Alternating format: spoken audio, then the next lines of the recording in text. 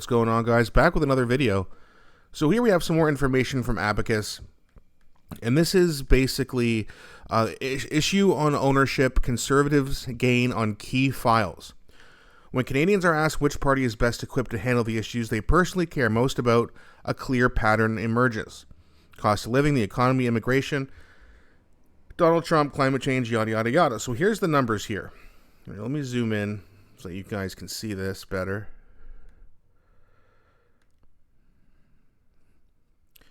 And what we're going to see, oops, might be going the wrong way here. Sorry. But what you're going to see is the list of issues right here that are most important and then who's winning, right? So I got this on Abacus here. Top issues facing Canada. So the rising cost of living, 60% is number one.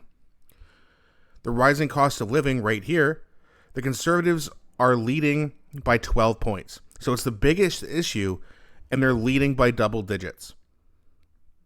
Then we go on to the second, Donald Trump, of course, but that's fading. Donald Trump, again, Liberals are winning by a massive margin. 35 percentage points. That's huge for them. However, this polling information came out just before markcarney dropped the retaliatory tariffs and gave in to Trump. So you can expect that number to go down a little bit. Okay, the third issue, the economy. Liberals are down by the Conservatives by 11 points. Okay, so out of the top three, Conservatives are dominating two of those. Now, housing affordability. Again, 9 points for the Conservatives. Significant lead. Healthcare. Conservatives a slight lead, although it is very, very close. But that's, again, another one where the Conservatives are leading. Immigration. I mean, look at this. 56% to 15%. They're dominating that. So out of the top 1, 2, 3, 4, 5, 6 issues, the Conservatives are leading in 5 of them. And the one issue that the Liberals are winning big in is fading. And especially now that Carney caved into Trump, it's not looking good for them right now. The only things that the Liberals are leading in, climate change, which again isn't even in the top 5, the threat posed by China and Russia.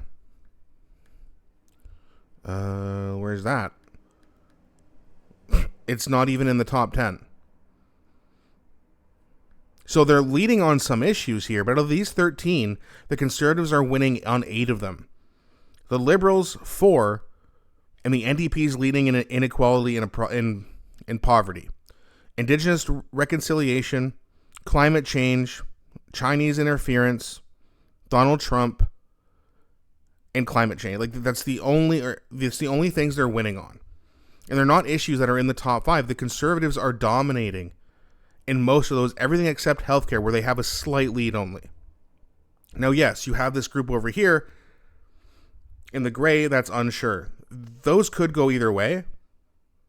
But as of now, just barely 4 months after markcarney won the election, actually not even quite 4 months, we're still a few ways away from the 4-month anniversary of the federal election, and markcarney's losing now federally by 2 points. And out of all the top issues facing Canada, he's winning one of them. And that issue is fading, and he's recently caved. So when this next polling information comes out, I don't expect this number here to be as big. Right here. That's going to drop big time. And then people are going to realize, swing voters are going to realize, hey, maybe Pierre was the right guy to do this. But for now, the Liberals are leading in that. And it is a top 5 issue, but it's a top 5 issue that is fading fast, and everything else that is of growing concern, like the cost, like 60% cost of living. The economy, 36. Housing affordability and accessibility, 35. Healthcare, 33. Immigration, 25. Those are the top 6 issues. The Conservatives are winning on 5 of them. And this issue, the Donald Trump thing, it's going to slowly drop. You're already seeing multiple other issues, healthcare, accessibility, affordability, the economy. They're all within striking range. I guarantee, especially when those Liberals are going to cope Oh, Carney had to back down. It's actually the best thing to do, even though that's what they accused Pierre Poilievre of potentially doing if he were prime minister. Liberals are very good spin doctors. But if you continue to see this drop and these other issues rise, climate change and the environment has been dropping.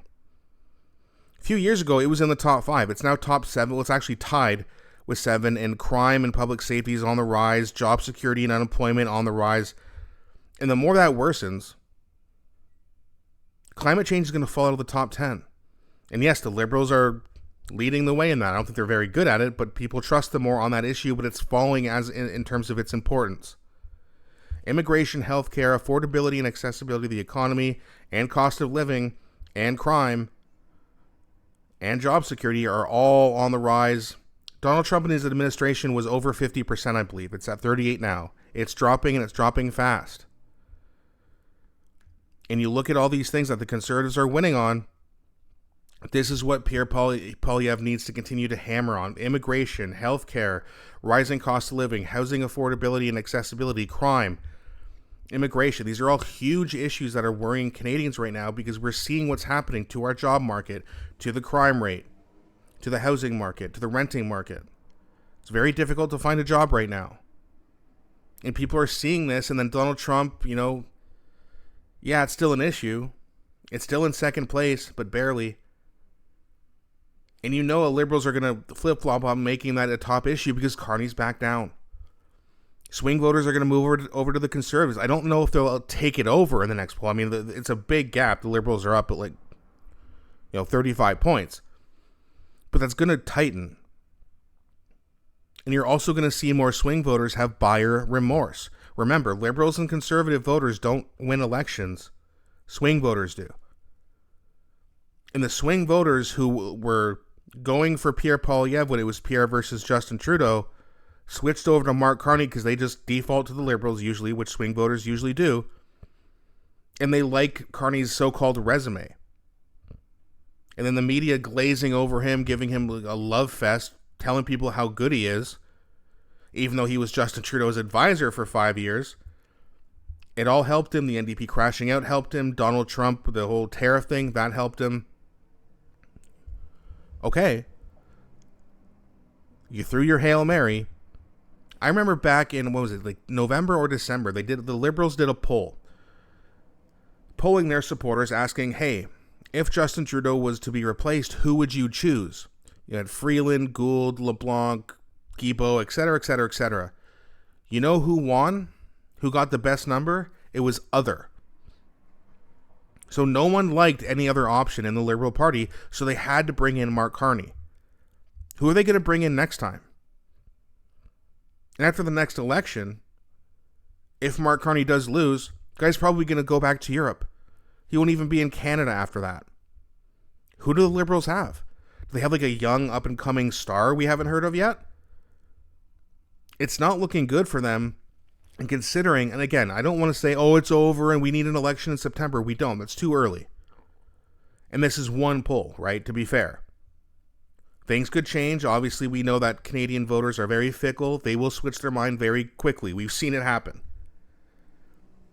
But the fact that a lot of people are realizing now that they were duped and that they should have stuck with Pierre Poilievre instead of switching back over to the Liberals, and the NDP is likely going to gain support. They're going to have a new leader in March.